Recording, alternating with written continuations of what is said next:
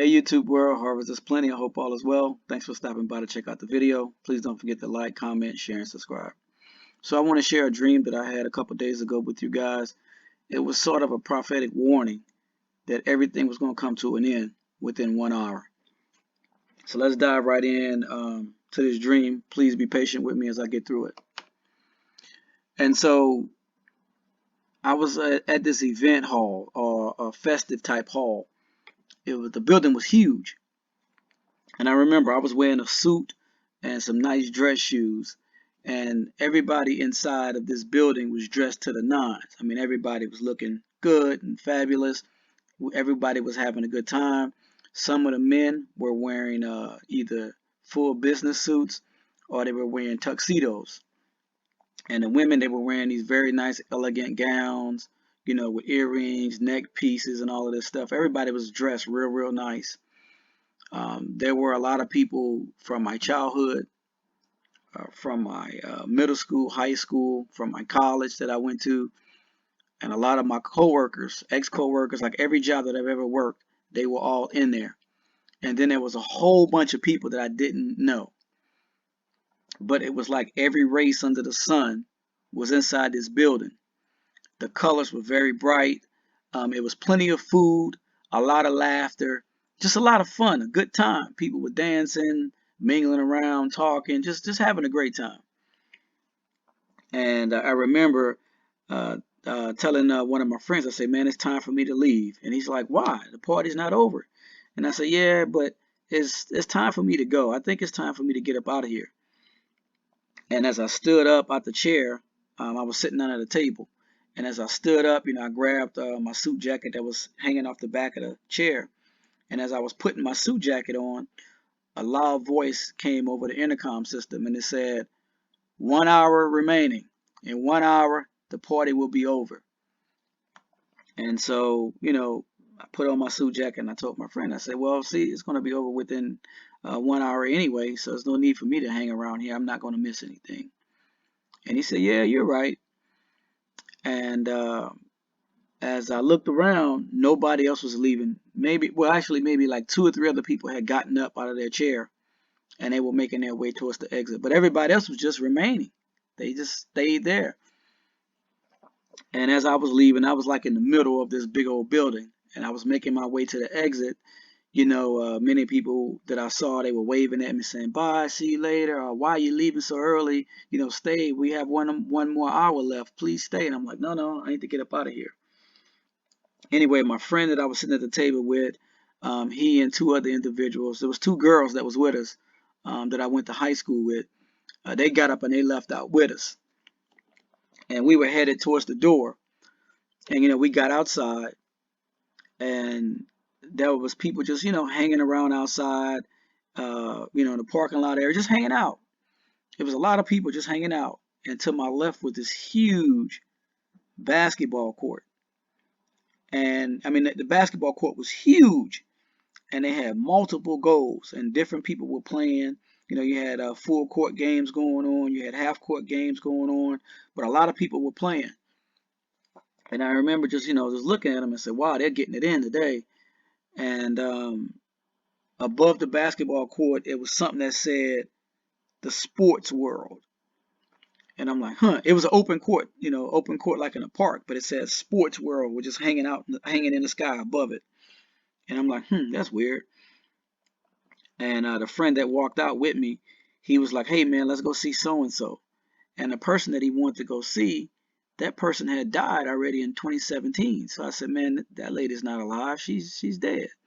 He's like, no, she's still alive. Let's go see. She's over there by the food area. And I'm like, food area? Okay. So we walked around by the food area. They had like some concession stands and stuff.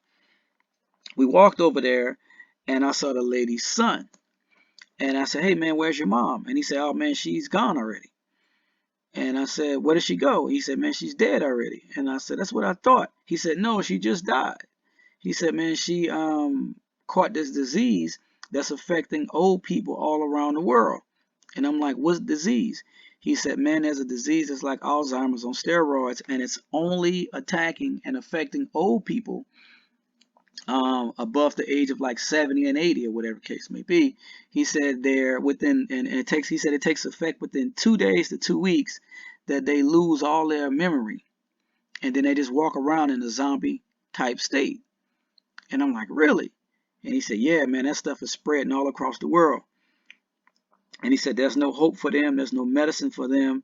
So the only way that they're able to escape is to have their wrists slit. And I'm like, what? And he's like, yeah, man. He said, actually, that's becoming a new profession. Many people are going into the risk slitting business, and they're getting paid a lot of money to euthanize these old people. And I'm like, what in the world? And and he's telling me about this. And I said, man, you guys are crazy, man. And I looked to my right. I saw another guy that I went to high school with. So I walked over there to greet him, or whatever case may be. And we got through the pleasantries. And he asked me, he said, man, how long have you been outside the building for? And I said, maybe about 10, 15 minutes. He said, have you felt any breeze or any wind? And I said, no, I never really thought about it. Now, mind you, it was maybe 5:30, 6 o'clock or whatever. The sun was going down, so it wasn't fully daylight. It wasn't dark. It was like an in-between time, And he said, man, the wind has left the earth. And I said, what do you mean the wind has left the earth? He said, man, there's no wind and haven't been any wind for a long time. You've probably been in that building much longer than what you've thought. And I turned towards the building, and the building was like a big symbol of the world of like clubbing, partying, happy hour, festive moves, or whatever the case may be. It symbolized that, and all the people inside of that was their enjoyment in life. And so I turned back to my friend and thinking about the wind. And he said, man, look up in the air. I looked up in the air, and he said, where are the clouds? And I'm like, I don't see any. He said, man, the clouds have left the earth too. And I'm like, really? When did this happen? He's like, man, it happened, all of a sudden. The wind has left, the clouds have left, and I'm surprised nobody has recognized that. And as I was talking to him, I noticed that he was in black and white. Then I looked at my arms, or looked at the clothes I was wearing. I was still in color, but he was in black and white. Then I looked at the grass. The grass was in black and white.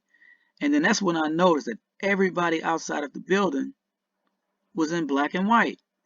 And so if you think of a movie or a TV show and you have color and black and white, everything was in black and white. And I said, man, you're in black and white. And he said, yeah, I know. He said, so is everybody else. And I'm like, wow. And so we're just talking or whatever. And then you heard this loud voice. It said, everything is over with in 1 hour. So he said, man, take a look at the stage. So I turned, and there was a stage. And on the stage was a whole bunch of people on this stage. And they were like dancing in like a hypnotic rhythm. But their eyes were closed, and they all were holding these plastic jars. And I said, man, what's going on there? And he said, man, the stage is just filling up with people. And, they get their lust or whatever they want, their desires. And I'm like, what do you mean? And he says, look at the plastic jars. He said, those jars are what people secretly lust for in their hearts. If it's sex, then your jar is labeled sex. If it's money and riches, then your jar is labeled that. If you're holding on to anger or unforgiveness, then that's what's in your jar. If it's rape, murder, gluttony, or whatever, those are the jars that you receive. And I said, where are they receiving these jars from? And he said, look on side the stage. And you looked on side the stage, and there was a long line of people. And I'm talking every race here. A long line of people. And there was like these black curtains. And these hands would appear from behind the curtain. I couldn't see who the people were behind the curtain, but some hands would appear with a jar. It was like when you walked up to the curtain, the person behind the curtain knew exactly what you needed. There was no conversation. You walked up, they handed you a jar, you took the steps up onto the stage, and you transformed into like this hypnotic rhythm, and you just start dancing in motion. In one space, you're just standing there, and your body was just swaying left and right as if you were listening to some type of music in a melodic state, but your eyes were closed. And I just watched this procession of people grabbing jars and going on stage. And everybody pretty much had their jars closed. But then some people opened their jars, and the smoke came out. But the smoke was in color. Everybody else was in black and white. The stage was in black and white. And I asked my friend, I said, man, what is that smoke? And he said, man, those smokes are demonic spirits. And the smoke went into the air of the person who opened the jar, like it hovered above their head, and then it came down and went inside of them. And I was like, wow, what in the world's going on here? I said, man, what is the church saying about this? Aren't the preachers preaching out against what's going on? And aren't the preachers warning people about this black and white, and that the wind has left the earth and that the clouds have left the earth? What is the church saying about this? That's what I'm asking my friend. And he said, man, you must have been in that building much longer than what you realize, because the church is not here anymore. And I'm like, what do you mean the church is not here anymore? He said, the pastors have all left. And I said, what do you mean left? Like they disappeared, or did they pack up and move somewhere? He said, man, the church has packed up and moved somewhere. He said, man, nobody's getting saved anymore. God's grace has left the earth. And I'm like, what do you mean God's grace has left the earth? He's like, man, look, there's no preaching of God's word anymore. And nobody's getting saved anymore. And he said, man, everybody wants to get saved, but they can't get saved because God's grace is gone. And there's nobody preaching the word of God anymore. And I said, man, I need to go find God's people because I don't belong here. And he said, yeah, you may be right, man. And then I turned and looked at the big building that I was in, and nobody was coming out the building. Everybody was still inside the building, partying and having a good time. And I said, man, I need to go find God's people. And then I looked to the left, far in the distance, and I saw these group of people. And they were behind like this wooden fence. And it was like some type of light that was shining on them. And they were in full color. And I said, that's God's people. But here's the thing. They all were dressed the same. They had no logos on anything, nothing designer, nothing fancy. They were wearing like some cheap material. But everybody looked happy. I mean, they were no worries, no anxiety. They looked beautiful. They looked healthy. And they were just milling about, amongst each other, having a good time. But they were clearly separated from everybody else. And I say, man, that's where I belong, man. I'll see you later. And he said, yeah, man, have a good one.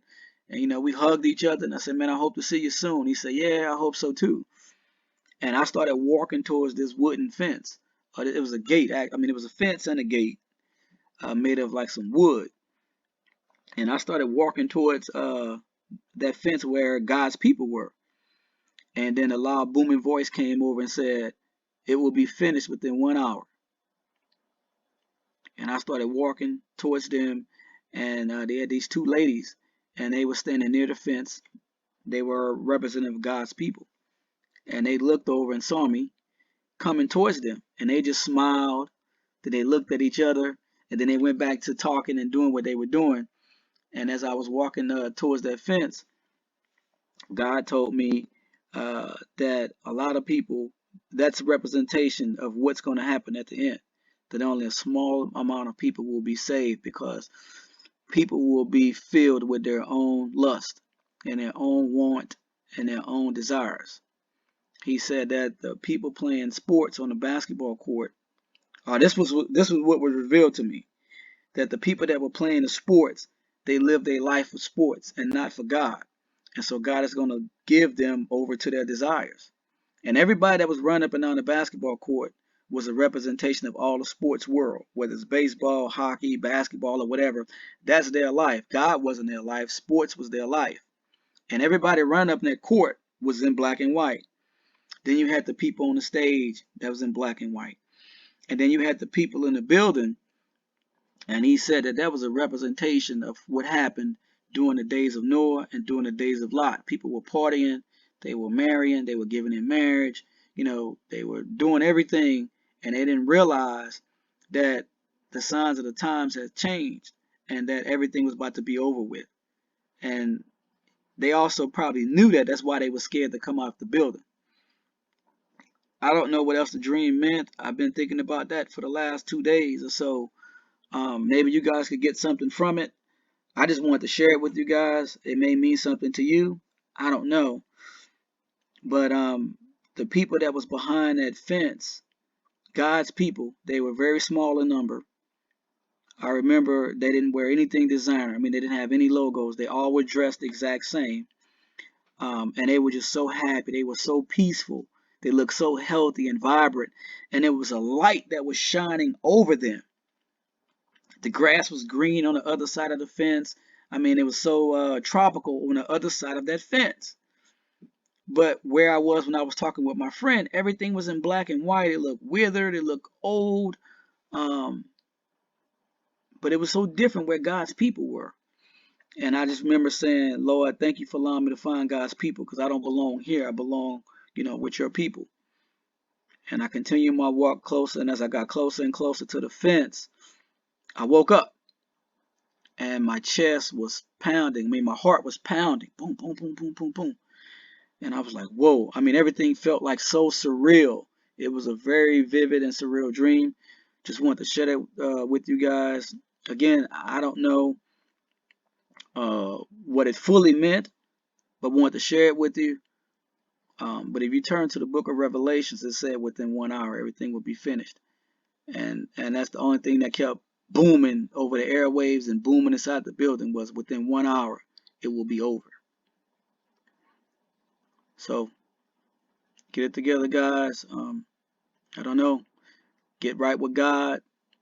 Seek the salvation of Jesus Christ, because the end is coming, and it's going to be coming very soon. And from what I saw in my dreams, nobody was prepared. Nobody was prepared. And God's grace left the earth. There was a famine of his word, and nobody was getting saved, even though they were seeking They were seeking to be saved. They couldn't find salvation. Also, that I forgot to mention. I don't want to leave this out. My buddy that I was talking to, he said, and I asked him, I said, well, how are people getting saved? And he said, man, there are these false prophets. He said, man, it's these people who are misleading people. They're telling them that they're hearing from God. So people are following those leaders, but those leaders are actually not hearing from God. And I remember asking him, I said, man, well, who are the top people that people are following right now? And he said some guy name, I don't remember the name. And a picture of the guy appeared. And then the guy appeared right on the scene. And he had a long line of people behind him. And this guy was talking to them, or whatever case may be. I couldn't understand what he was saying, but he was talking to them, to the people, like he was preaching to them. And they were like starstruck, just staring at him. And something said he's operating under a demonic spirit. And then my friend said also, the second guy, and then that guy, a picture appeared of him, and then he appeared on the scene. And he had a long line of people following him, a huge audience. And the second guy, his audience was bigger than the first guy's audience. And he was also speaking and preaching to the people, and he was telling them how God is talking to him and God is giving him revelation. And something said that guy's a liar. He's also operating under a demonic spirit. He's receiving powers from the dark side. And I'm just watching how the people were starstruck at this guy. And he's like, yeah, God talks to me and all of that stuff. And I was like, wow. And then a third guy appeared as well, the top three. And his following was much smaller than the first two, but he also was misleading the people as well. And so that was also going on in my dream. There was a lot of stuff going on in my dreams. And all I said was, I don't belong here. And I made my way towards that fence. And as I was getting closer and closer to the fence, I ended up waking up. Again, don't know what it means, but just wanted to share it with you guys. I love you. Stay tuned for my next video. Take care.